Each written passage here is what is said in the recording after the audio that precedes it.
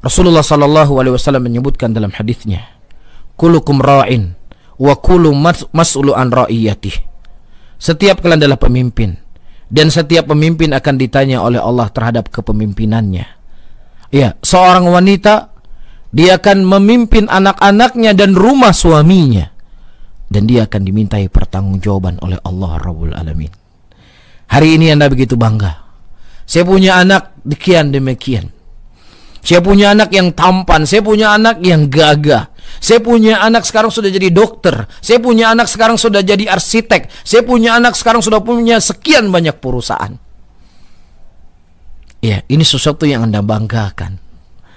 Tapi suatu saat nanti kelak di yaumul qiyamah, ketika anak Anda tersebut tidak Anda didik di atas Al-Quran, tidak Anda didik di atas sunnah, tidak Anda didik di atas agama yang hak, tidak Anda didik untuk mereka menjalankan perintah yang Allah perintahkan kepada mereka, mereka akan menuntut kelak di hadapan Allah. Wahai ayah, wahai Allah, ini ayahku, dia salat, dia meninggalkan diriku, dia tidak pernah mengajak diriku salat. Wahai Allah, dia nggak pernah mengenalkan aku akan kewajiban yang kau wajibkan kepadaku, ya Allah.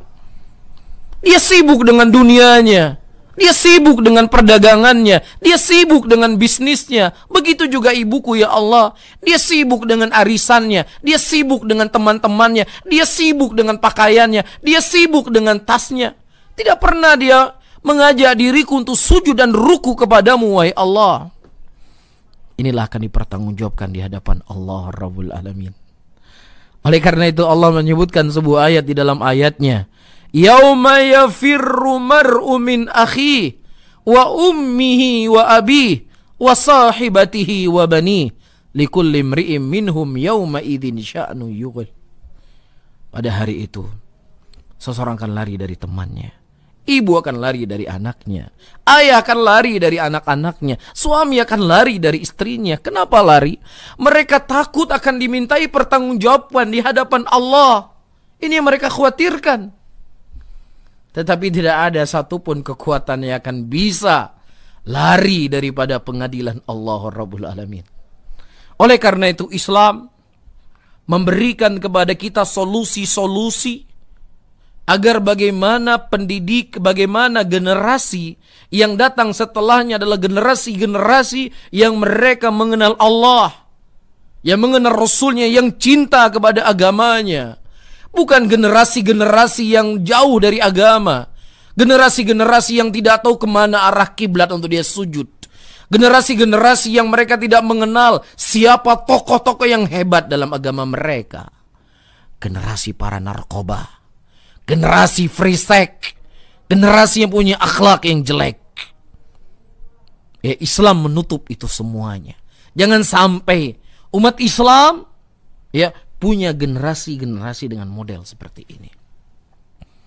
Oleh karena itu dimulai jauh-jauh hari sebelum anak itu tumbuh. Ya, dimulai dengan memilih pasangan hidup yang baik. Rasulullah sallallahu alaihi wasallam menyebutkan dalam hadisnya, tunkahul al-mar'ah li arba. Perempuan itu dinikahkan dikarenakan 4 perkara. Karena kecantikannya, karena nasabnya, karena keturunannya. Kata Rasulullah, carilah yang paling kuat agamanya, maka itulah yang akan memberikan keberuntungan kepada engkau. Ya, itu tidak hanya manfaatnya kembali kepada si suami ketika dia memiliki seorang istri yang soleh yang mendampingi hidupnya, tetapi juga berdampak kepada anak-anaknya. Ibu merupakan madrasah yang pertama bagi seorang anak. Baik si ibu akan baik anak-anak, jelek si ibu akan jelek si anak-anak tersebut.